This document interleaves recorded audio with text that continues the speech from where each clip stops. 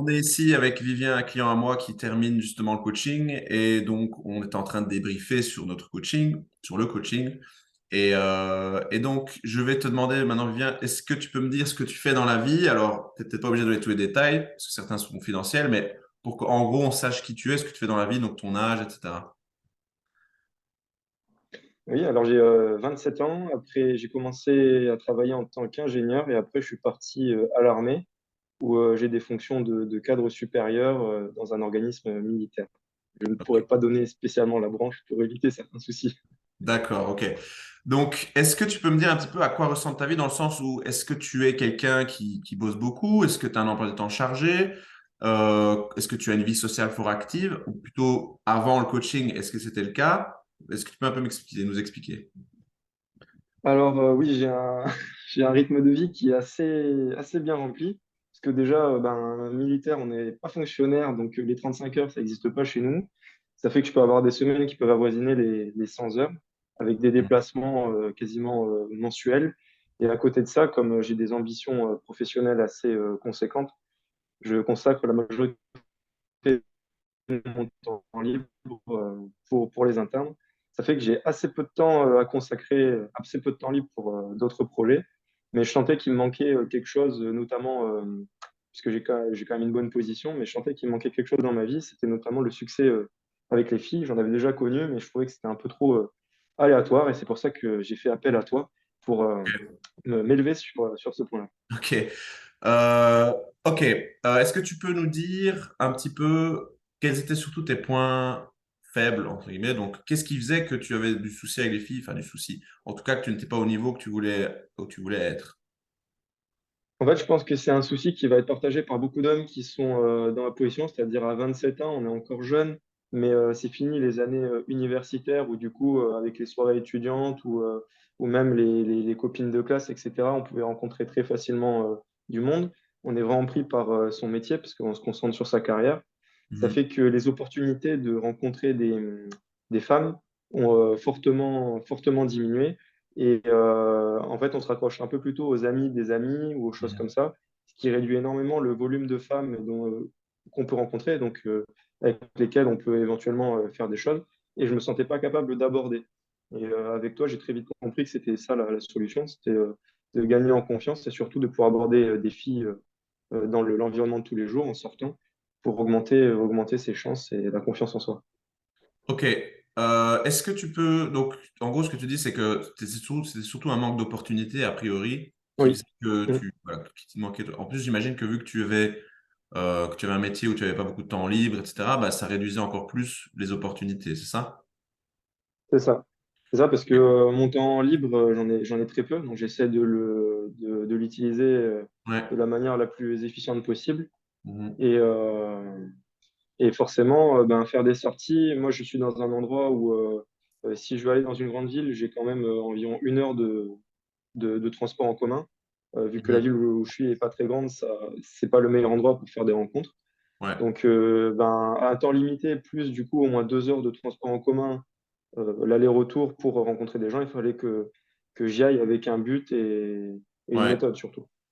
Ouais, donc c'est intéressant ta situation parce que j'ai souvent des personnes qui me disent qu'ils n'ont pas le temps, qu'ils ont fait. De toute façon, on va parler après des progrès que tu as fait, hein, mais je veux dire d'abord pour expliquer ta situation initiale, pour que les gens comprennent bien et que peut-être à la limite ils se sentent peut-être concernés du coup parce qu'ils ont peut-être la même situation. C'est qu'il y a des gens comme ça qui me disaient qu'ils n'avaient pas beaucoup de temps et que du coup c'était impossible pour eux parce qu'ils n'avaient que, je sais pas moi, quelques heures de libre dans la semaine ou peut-être une seule journée, bref, et qui estiment donc que ça vaut pas la peine de faire du coaching si, s'ils n'ont pas tout le temps, en tout cas plus de temps, quoi. Donc, a priori, c'était un peu mal barré, effectivement, parce qu'on se disait que tu n'allais pas avoir beaucoup de temps. Mais c'est vrai que ce que tu dis, c'est important, c'est intéressant parce que quand tu as un but, que tu sais exactement pourquoi tu y vas, eh bien là, tu peux beaucoup plus rentabiliser ta sortie. Tu peux savoir exactement ce que tu dois faire, y aller, faire, revenir et retirer les leçons pour la fois prochaine. Donc ça, c'est intéressant. Du coup, ça prouve bien, en tout cas, après, les gens vont comprendre pourquoi ça le prouve, qu'on peut, dans ta situation, quand même progresser malgré le fait qu'on n'a pas beaucoup de temps à accorder à ça. Donc, que je vais te demander, c'était donc maintenant, en gros, oui, peut-être un petit peu me parler de tes expériences avant. Tu avais déjà été en couple avant, hein, c'est ça? Ouais, j'ai quand même j'ai connu quand même quelques filles. Ouais. avant de commencer le coaching avec toi, je sortais d'une relation d'environ un an parce qu'on a commencé, je sais plus la date exacte du début de notre coaching, je crois que c'était C'était en fin août. août, quelque C'était chose comme fin ça. août, ouais. Ouais, Ok. voilà, c'était fin août. Et je m'étais séparé au début de l'été, donc ça faisait, allez, 2, 3 mois que j'étais séparé, mais on était restés en contact et on était devenus en quelque sorte sex-friends, même si on s'était un peu éloigné. Donc j'avais pas, enfin, je savais que j'avais pas une énorme difficulté avec les femmes, mais j'étais pas du tout satisfait et j'étais un peu dans ce que enfin, dans ce que tu qualifies de needy, c'est-à-dire que quand j'arrivais à en avoir une, même si je savais que j'étais capable d'en avoir une, j'étais peut-être un peu trop agrippé parce que peur de la perdre, etc. En disant, oh, j'ai quand même bien de la chance de l'avoir. Et ça, je pense que sûrement tu reposeras des questions un peu plus tard là-dessus sur ce qui Ouais. a changé de ce côté-là. Pourquoi maintenant c'est plus du tout, c'est plus du tout Ouais. ça l'état d'esprit. Mais voilà, donc j'ai quand même eu voilà, une vie de couple. J'ai commencé tard par contre avec les filles. Je commençais à 19 ans la première fois que j'ai eu une relation avec une fille, mais j'ai dû quand même passer de 19 ans à 27 ans. C'est pas énorme, mais un peu plus, presque 4 ans en couple quand même. Ok, ok. Donc tu n'es pas non plus de zéro, mais disons que les relations que Mm. tu avais eues, bah, d'ailleurs, je sais pas si tu l'as dit, est-ce que c'était via des cercles sociaux, via des rencontres comme ça de tes études ou je ne sais plus d'où? Enfin, comment tu les as rencontrés en C'est gros? soit du coup des gens qui étaient dans les mêmes filières que moi quand j'étais Ouais, étudiant, soit du coup les amis d'amis. Donc le cercle d'amis ça. élargi, Voilà. on va dire. Voilà, donc à partir du moment où tu n'es plus dans ces conditions-là, ben, disons que ça devient plus compliqué. Et puis donc, ce que tu dis, c'est Oui. que tu as eu quelques opportunités, effectivement, vu que bah, voilà, tu avais des amis, tu as fait des études, etc. Donc, tu avais un cercle social. Mais malgré cela, bah, tu n'avais pas peut-être toutes les compétences qu'il fallait avoir pour que ça Mm, dure et que, en tout cas, ça c'est ça. fonctionne bien, en tout cas, de certaines mesures. Donc, oui, tu avais des opportunités, mais tu n'avais pas ce qu'il fallait derrière pour que ça tienne quelque part. Et Mm, peut-être que ce mm, n'était pas avec les bonnes personnes aussi que tu avais ces opportunités. Donc mm, après, ce qui se passe, c'est que bah, non seulement tu as toujours ce même caractère finalement, mais en plus, tu n'avais plus d'opportunités. Donc tu étais, encore plus mal oui, barré, quoi. En gros, c'est ça? Ok. c'est ça. Donc, je pense que ouais, on peut peut-être maintenant parler de la suite. Donc, qu'est-ce qui s'est passé après? Peut-être, ouais, on va faire ça comme ça. Juste simplement déjà en brainstorming, donc en vrac. Quelles sont les choses qui ont drastiquement changé chez toi à la fin du coaching, enfin maintenant qu'on a fini avec? Bon, après, je sais pas, peut-être qu'on en parlera après. Je fais du développement personnel en général, même si du coup, Ouais. la capacité à plaire à la gente féminine que j'ai travaillé avec toi, ça en aide grandement. On va dire que c'est du 50-50, parce que j'ai aussi des objectifs professionnels que j'atteins, où j'atteins régulièrement des paliers et qui forcément, c'est aussi un boost d'estime de soi. Mais Mhm. aujourd'hui, en fait, je me fais vraiment aucun souci parce que j'ai une capacité à maintenant, plus de 9 fois sur 10, si je vois une fille qui me plaît, une inconnue dans la rue, je vais y aller et sans me poser de questions, ça va presque être naturel. En fait, je vais plus être dérangé de ne pas y aller que d'y aller, quoi. Genre, Ouais. et même là où maintenant je fréquente une fille et ça risque peut-être de devenir sérieux, alors j'en ai discuté avec elle de ce côté-là, euh, je continuerai à aller aborder les filles, ça n'ira pas plus loin, mais voilà, c'est devenu, je pense, presque une habitude maintenant et c'est quelque chose que je compte garder parce que ça se travaille comme toutes Ouais. les compétences. Peut-être sur ce point-là, excuse-moi, je t'interromps, mais c'est intéressant parce que faut bien sûr préciser une chose. Enfin, tu vois, je vais te poser la question. Est-ce que avant, tu avais l'habitude d'aborder des filles dans les environnements de la vie de tous les jours ou pas? Pas du tout. En fait, le seul moment où je pouvais aborder une fille, c'est s'il y avait une sorte d'excuse sociale. Par Ouais, exemple, ok. si on travaillait au même endroit et qu'on doit bosser sur un dossier en même temps, ou alors typiquement quand j'étais étudiant, ça dirait de te mettre dans mon groupe de travail ou des choses comme ça. Mais par contre, du coup, des gens, vraiment des inconnus, donc comme abordés dans la rue, jamais de la vie. Et d'ailleurs, ça a été un des tournants que j'ai pu atteindre avec ton coaching. Il m'aura fallu Ouais. plus d'un mois avant d'arriver vraiment à me lancer à l'abordage. Ouais. Mais c'est quelque chose qui m'a vraiment, en fait, j'ai vraiment commencé à avoir des progrès conséquents à partir du moment où je me suis lancé à faire des abordages. Ouais. Donc tu estimes que les abordages, donc la capacité, enfin plutôt l'apprentissage, le fait d'apprendre à aborder, ça a été un des tournants du coaching alors? Un des points clés, parce que Ok. déjà, en fait, En fait, c'est comme tout dans la vie. Quand on arrive à faire quelque chose où on sait que très peu de personnes y arrivent ou vont le faire, eh ben, on gagne de la confiance en soi. Et le fait, au début, c'était pas brillant. J'arrêtais la personne et je lui faisais un compliment, une phrase, et je m'en allais. Je n'attendais pas la réponse de sa part ou quoi que ce soit. Et puis, j'en ai fait peut-être quoi, allez, une petite dizaine comme ça. Et puis après, je me suis dit, quand même, ça va passer au niveau supérieur. Donc après, j'ai commencé à discuter un petit peu. Et puis après, ça a été récupérer un réseau social. Ouais, Et c'est de voir en fait cette progression. Et à chaque fois qu'on atteint un palier, en fait, eh ben, ça devient presque un jeu et on a envie d'aller au niveau au-dessus.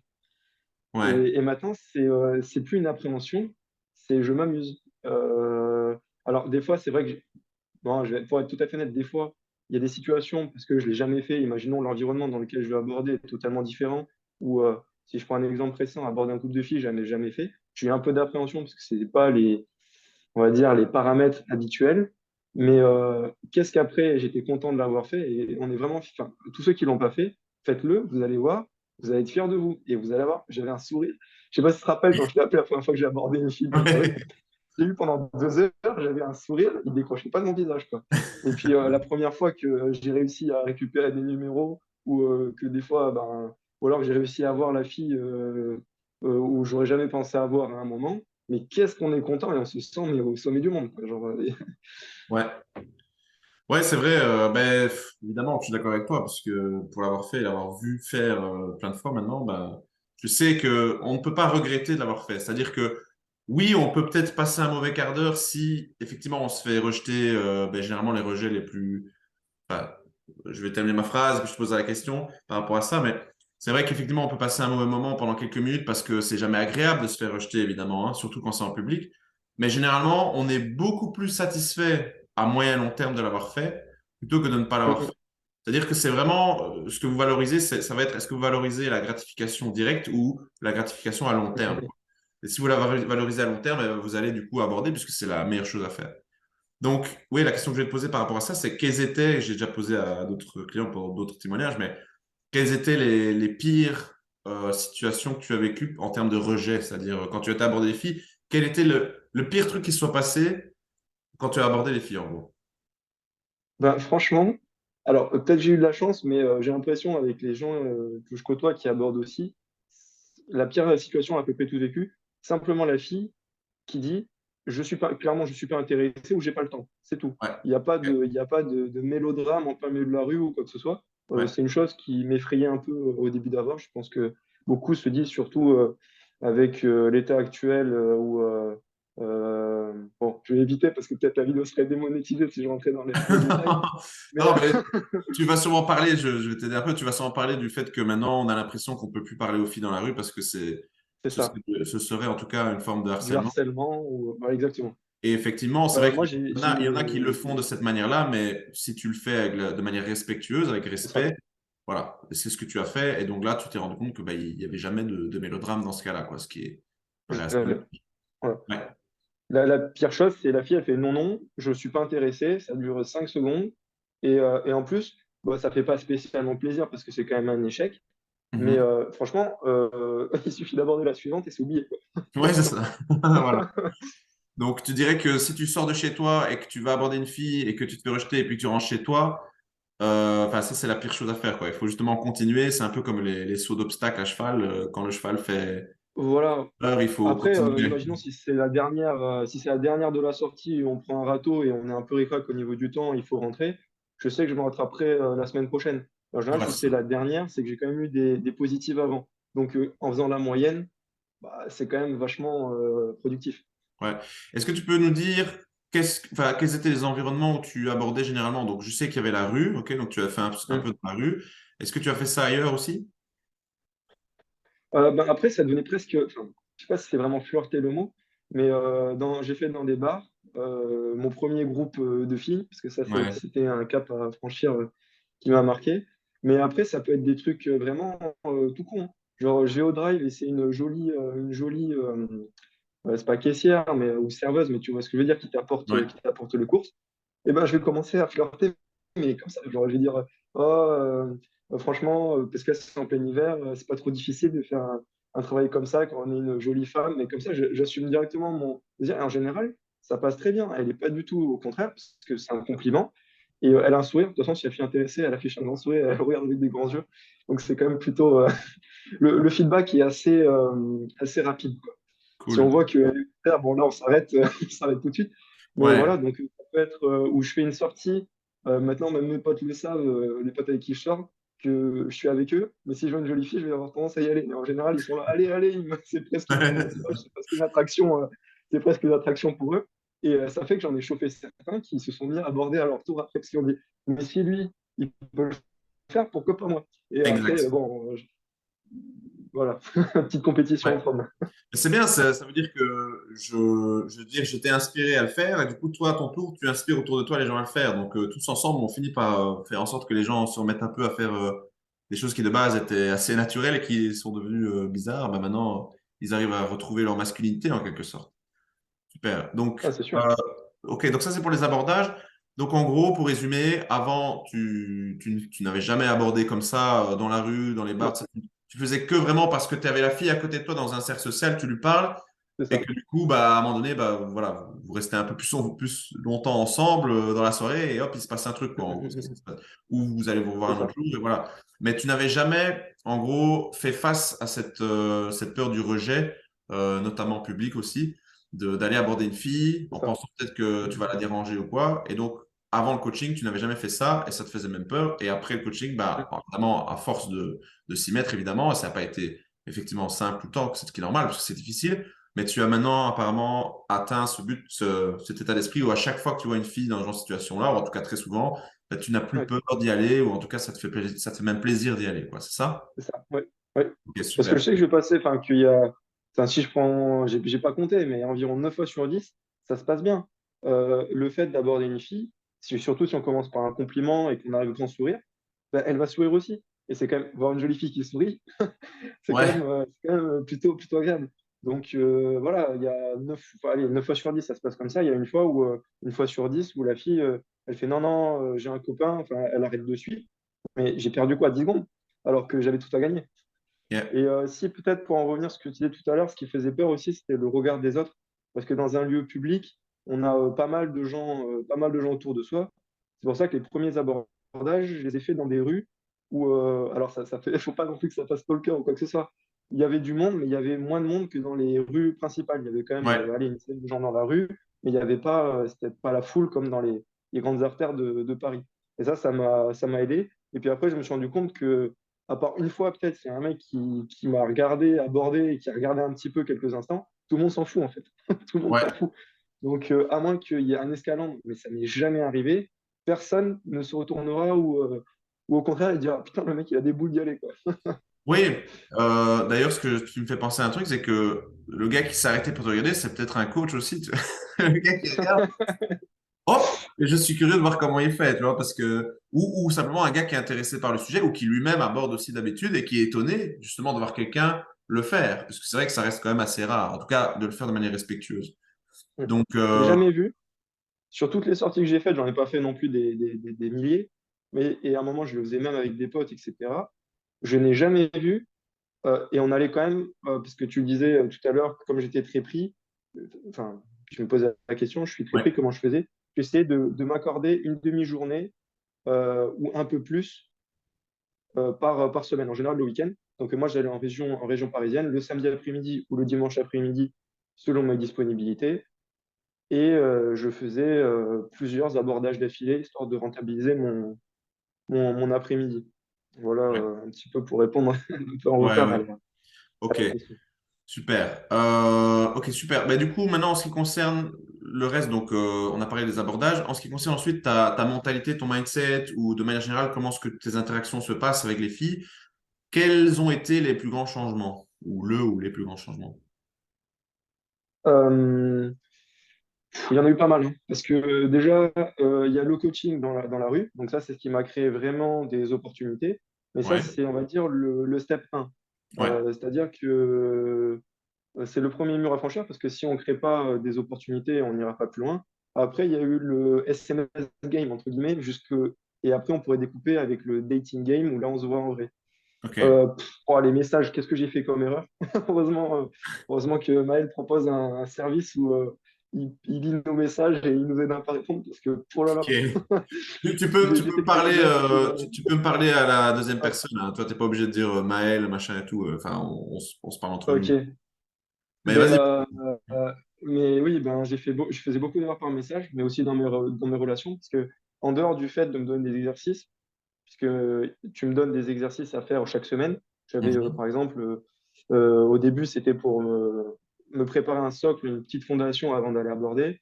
Après, c'était un nombre de filles à aborder. Après, voilà, enfin, c'était des petits objectifs Mhm. supplémentaires. Mhm. Ben, ça, c'était vraiment très, très bien fait. Et ça m'a fait monter en compétences.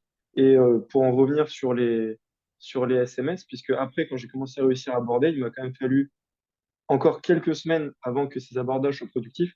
C'est-à-dire que j'arrive à entretenir une conversation avec une femme et encore plus de temps. Allez, il m'a fallu quasiment plus d'un mois entre le moment où j'ai commencé à aborder et le moment où j'ai commencé à repartir avec des contacts de réseaux sociaux. Ouais. Et quand j'avais ces réseaux sociaux, c'est là que ton service de voir un petit peu, de m'observer, dans un premier temps, tu as observé un peu comment je discutais avec les filles par message. Et puis après, tu m'as apporté des corrections. Et puis des fois, en fait, c'est simplement la fille, pardon, me posait une question et je savais que c'était un peu une question piège. Et donc, je te l'envoyais pour avoir ton avis. Parfois, je répondais et je me disais, bon, je fais une bêtise, on va récupérer l'enseignement du coach, qu'est-ce qu'il aurait fait dans ma situation, mais était déjà fait. Mais en fait, c'est vraiment pas grave parce que justement, quand on aborde, on crée des opportunités. Donc, au pire, je me disais, c'est pas grave. Au contraire, c'est presque bénéfique parce que le fait d'échouer, de me fermer cette opportunité-là, ça m'obligeait de devoir aborder plus de filles pour rattraper Ouais. un petit peu. Donc, dans un sens, c'était pas mal. Et après, sur le dating, ça, j'ai jamais eu enfin, j'ai jamais eu trop de difficultés sur le dating. Mais le problème, c'est que pour dater, il faut avoir abordé et il faut avoir marqué aussi par message. Et c'est surtout là où j'ai eu besoin de toi et c'est surtout sur ça j'ai fait le plus de progrès. Dating, je m'en sortais. Et après, ça, c'est le dernier point qui m'a vraiment aidé. C'était des erreurs que je faisais dans mes relations une fois que j'étais en relation avec une fille. Ok, ouais. Euh, et notamment cette neediness avant et surtout pendant la relation qui du coup me faisait perdre de ma masculinité et je dirais de l'attrait aux yeux de la femme que Ok, j'avais donc déjà. là, on va quand même dire que neediness, ça veut dire, c'est un terme anglais pour ceux qui connaissent pas, pour dire en gros être dans le besoin d'approbation de l'autre en quelque sorte. C'est-à-dire dans le besoin que ça fonctionne. On est moins détaché, on est trop, c'est l'inverse d'être détaché, quoi, en gros. Donc oui, attaché en quelque sorte, on pourrait dire. Et donc ça, c'est vrai que c'est un problème. Enfin, effectivement, tu n'es largement pas le seul, hein. Disons que je pense que c'est endémique à partir du moment où on n'a pas beaucoup d'opportunités d'être needy, Mm. comme on dit. Donc si tu n'as pas beaucoup d'opportunités, ce qui est la plupart des mecs, eh bien, quand on a une ou deux, bah, tu vas être complètement obsédé parce que tu vas dire c'est ma seule opportunité, c'est rare, ou en tout cas c'est la seule de l'année, donc tu veux pas la perdre. Et donc tu as tendance un petit peu à vouloir être trop consensuel, être trop lisse, C'est ça, ne pas froisser c'est ça. l'autre, etc.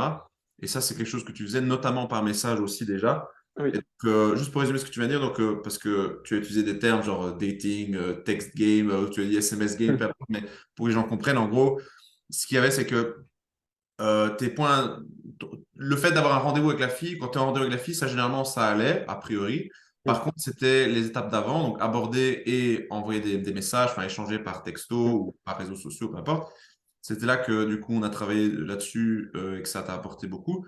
Et après, c'était quand tu es en relation, c'était le côté, comme tu viens de dire, donc neediness, donc d'être dans le besoin d'approbation quelque part de l'autre, quoi. Donc là, je fais le tour du cercle, donc on revient du C'est coup ça, au truc, quoi. Ok. Donc, est-ce que tu c'est pourrais ça. me dire qu'est-ce qui t'a. Donc, tu m'as dit que ce qui t'a aidé, notamment pour tout ce qui était SMS et texte, c'était le fait que je sois disponible tout le temps pour Mm. t'aider, te répondre quand t'envoyer C'est des ça. captures d'écran, ce genre de trucs pour que je te donne en tout cas des conseils par rapport à ça. Qu'est-ce qui t'a aidé niveau neediness, du coup? Qu'est-ce qui t'a aidé niveau comportement needy, concrètement?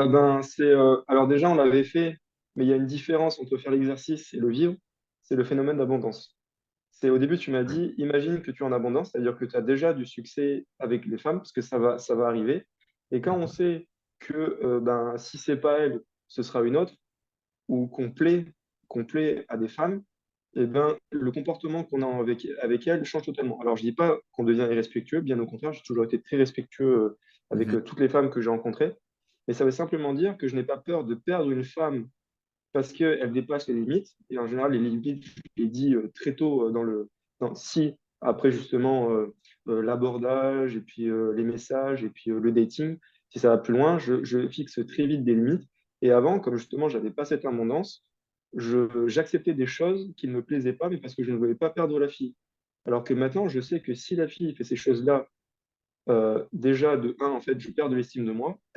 C'est elle qui commence à mener la barque et je perds de la valeur à ses yeux aussi. Donc, c'est-à-dire que contrairement à ce que je pensais, ou faire des concessions, ça allait aider ma relation ou mon couple, en fait, quasiment à chaque fois que j'en ai fait, ça a été le déclin. C'est souvent ça après Mhm. qui menait à des ruptures, parce que de un, elle perdait du respect pour moi, et de deux, moi j'acceptais des trucs qui, du coup, des fois, les choses que j'avais acceptées, elle avait tendance à les reproduire, et donc ça me gênait à moi aussi.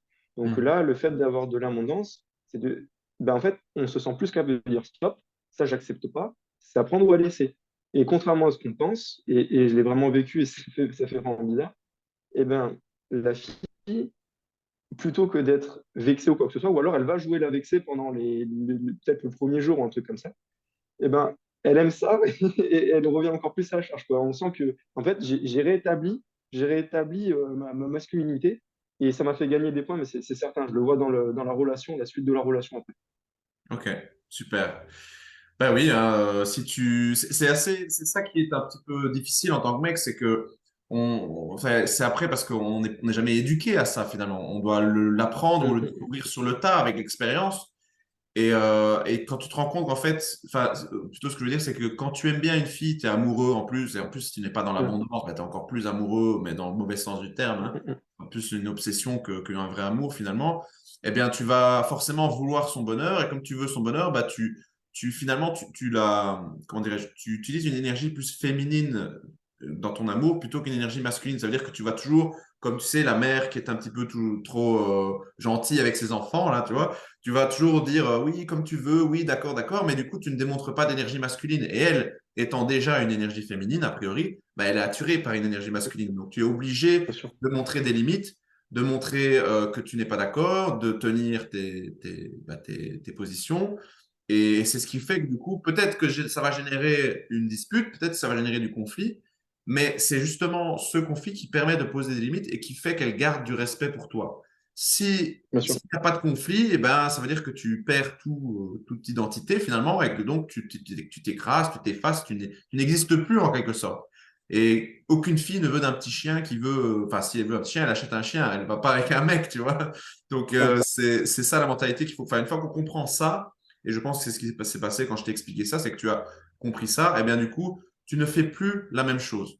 Ok, tu ne retombes plus dans le même travers, en tout cas parce que déjà tu as compris que tu l'avais fait avant et que ça va donner les résultats que ça a donné. Donc tu ne retombes plus dedans. Maintenant, il y a une différence entre savoir que c'est pas bien et que effectivement ça va t'apporter des points négatifs et le faire dans tous les détails, c'est-à-dire dans les messages, dans ton attitude, dans ton truc, parce que c'est Mm, difficile. mm, Et c'est ça que tu disais quand tu parlais d'abondance mentale et puis de vraie abondance, c'est que quand on parle juste d'abondance mentale en disant bah, plus tard j'aurai des opportunités, eh bien, ce n'est pas encore complètement, ton corps n'a pas complètement intégré ça. Tu le sais psychologiquement, mais tu n'as pas encore vraiment intégré, tu es toujours dans le besoin parce que tu n'es pas dans la vraie abondance. Si tu te dis, oui, certes, je dois ne pas avoir peur de me disputer avec elle, mais ça dit, tu as quand même peur de discuter avec elle, tu vois, parce que tu dis, c'est quand même pas agréable et donc tu cherches à éviter le désagréable.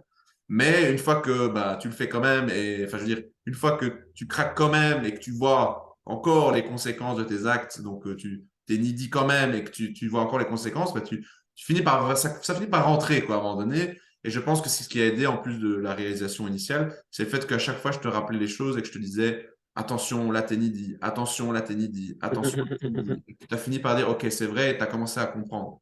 Bien sûr, tu auras toujours un petit peu de neediness, je veux dire, même si tu es dans l'abondance, que tu décides de te mettre en couple avec une fille, bah, tu l'as choisie parmi les autres. Donc, c'est que forcément, elle a un avantage par rapport aux autres. Et alors, après, quand tu vas être en couple pendant des années avec, bah, tu as investi du temps et l'énergie avec cette fille-là. Donc, le côté needy, finalement, il sera toujours quelque part un peu présent. C'est juste un travail presque de tous les jours, de toujours se rappeler, de se dire, écoute, à soi-même, si je me laisse faire, si je m'écrase, tout ça, ce sera d'office négatif. Donc, je suis obligé de dire les choses.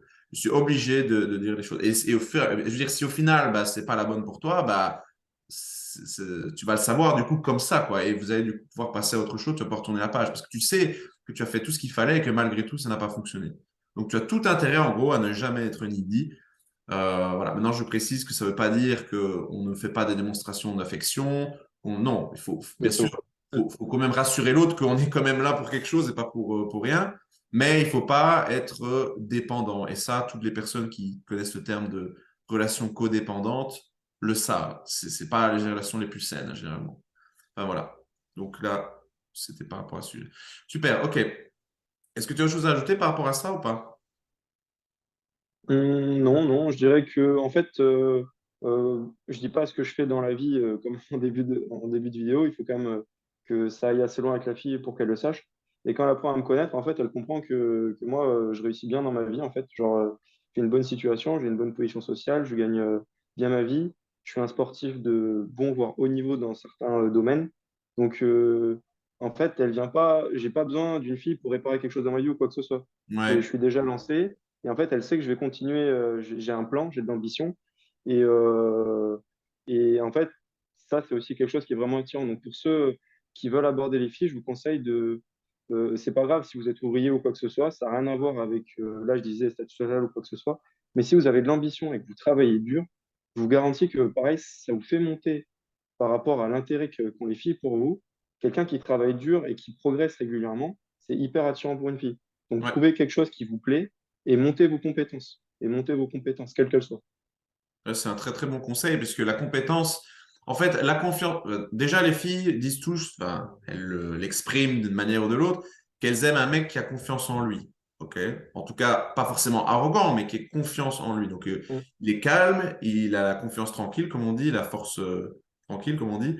Et ça, c'est généré uniquement par la compétence. Quand tu es compétent dans un domaine, toujours, la eh bien, tu compétence. es confiant. Voilà. Et pour acquérir des compétences, eh bien, tu dois avoir de l'expérience. Et pour avoir de l'expérience, eh bien, tu dois sortir de ta zone de confort, tu dois faire face à tes peurs, tu dois faire face à ta flemme, à tes difficultés internes, en quelque sorte.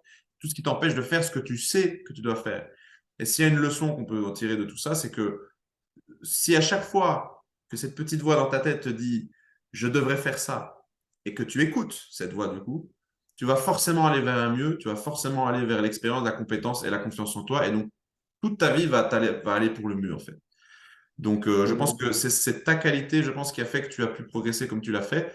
C'est le fait que tu étais discipliné, que tu as fait ce que tu savais que tu devais faire, que tu écoutais, que tu as gardé une certaine humilité, tu n'avais pas ton ego pour dire non, je sais mieux que les autres. Et donc, c'est ce qui a fait que tu as progressé. Et donc, moi, voilà, les personnes, parce qu'il n'y a pas beaucoup de gens qui ont des progressions comme les tiennes, puisque justement, il faut avoir ces qualités-là. Et c'est ça qui est plutôt rare finalement. Et c'est ce qui fait, je pense, que tu iras loin, en tout cas, dans tout ce que tu entreprends, puisque tu as ces capacités-là qui sont un peu transversales. Voilà ce que j'avais à dire. Et, Merci. bah, écoute, et alors, qu'est-ce que je pourrais dire? Oui, peut-être, quelle est la dernière grande leçon que tu as retirée de tout ça? S'il y en a encore une par rapport à tout ce qu'on a dit. J'aurais un dernier conseil, en fait, c'est de mesurer ses progrès. Parce que de savoir d'où on vient pour savoir où on arrive et se dire, bah, putain, en fait, j'ai fait ça, c'est pas mal. Genre, Ouais, ben, en fait, je le fais dans tous les domaines dans lesquels j'ai besoin de progresser. Donc, pour revenir sur ton coaching, c'était au début, je n'étais pas capable d'aborder une fille dans la rue. Ensuite, l'étape, ça a été d'aborder une fille dans la rue, mais simplement d'attirer son attention, de faire un compliment, et c'était tout. Je n'attendais pas mon reste, je partais. Ensuite, là, je passe directement sur abordage parce que je pense que c'est la partie la plus importante, c'est la base de tout. Ensuite, ça a été d'entretenir une conversation au début, quelques phrases avec une fille. Une fois que ça a été atteint, alors ça ne s'est pas fait du jour au lendemain. Des fois, entre certaines étapes, ça m'a pris plusieurs semaines. Après, ça a été de repartir avec un réseau social de la fille. Ensuite, je le disais tout à l'heure, j'abordais dans des rues qui étaient peu bondées parce que j'avais peur du regard des autres, etc. Ensuite, je l'ai fait dans des lieux publics ou animé le soir en soirée, un bar où du coup il y a beaucoup plus de monde autour de soi. Après, ça a été des groupes de filles. Mais à chaque fois, je me suis fait un truc step by step et j'ai coché. J'ai coché comme ça. Enfin, des fois, pour certains trucs, j'ai carrément des papiers en disant j'ai telle échéance, il faut que j'ai atteint tel objectif à telle échéance. Et à la fin, ben, quand on met ces petits morceaux bout à bout, j'ai fait, eh ben dis donc, ça en fait quand même ça en Ouais. fait quand même des étapes. Et on fait, bravo. Ouais, Et on, c'est normal quand on cherche à progresser dans un domaine de toujours se focaliser sur les points à améliorer, les points négatifs et tout, puisqu'on veut avancer. Mais si tu ne regardes jamais le progrès que tu as fait, bah, le problème c'est que tu n'as pas c'est assez ça, de dopamine pour continuer, puisque tu vas te dire je fais que des efforts, mais je n'ai pas encore ce que je cherche, parce que tu ne fais que regarder la destination. Or, tu dois de temps en temps pouvoir faire comme tu as fait, ce qui est très bien, c'est de voir les progrès que tu as fait pour continuer à te motiver et toujours encouragé par l'effort que tu fais à chaque fois, quoi. Donc ouais, bien c'est sûr, ça. j'encourage à faire exactement la même chose. Ça serait, en gros, si je devais résumer, être plus clair, ça serait de mettre des standards. Parce que quelqu'un qui va tout le temps aborder des filles, il va dire, je comprends pas, je progresse pas. Mais est-ce que avoir des filles, c'est bien, maintenant tu arrives à avoir des filles, mais est-ce que du coup, tu arrives à tenir une conversation intéressante? En fait, pose-toi des standards de qualité, pose-toi vraiment des étapes. Parce que c'est Yes, comme les gens qui vont à la salle, qui disent, je comprends pas, je vais 5 fois par semaine à la salle, je prends pas de muscle. Ouais, mais ton programme, il ressemble à quoi? Ta technique d'exécution, elle est comment? Est-ce que tu montes tes charges? Mais c'est pareil pour tous les domaines, des domaines de la vie. Donc, OK, exact. abordage, il y a abordage et abordage. Entre ce que je faisais au début, c'était aborder tout rouge une fille, lâcher un mot et m'en aller. Et puis à la fin, je rigole à la fille et limite, on part tous les deux ensemble. Voilà, et ça s'est pas fait du jour au lendemain. Il y a eu toutes les étapes intermédiaires que j'ai données avant. Mais j'avais en fait ce truc en disant, bon, là j'ai fait ça, quelle est l'étape suivante? Hop, je coche. Et aussi petite que soit l'étape, hein. Il vaut mieux faire des petites étapes et régulières que de dire, bon, je viens de dire un mot à une fille, maintenant je vais attaquer un groupe de six touristes asiatiques qui sont en plein cœur de Paris. Faut quand même, faut quand même faire des choses progressivement. Mais voilà ce que je Ok. voulais dire. Donc ce qu'on peut dire, en gros, pour résumer tout, c'est que si vous êtes motivé et si vous êtes discipliné, vous finirez par atteindre les Mm. résultats que vous cherchez, en Bien gros. sûr, bien Voilà. sûr. Et Mais c'est pas linéaire. tu C'est pas dis? linéaire. Ça, que c'est pas du tout Oui, linéaire. C'est-à-dire que j'ai vraiment eu un moment avant de démarrer.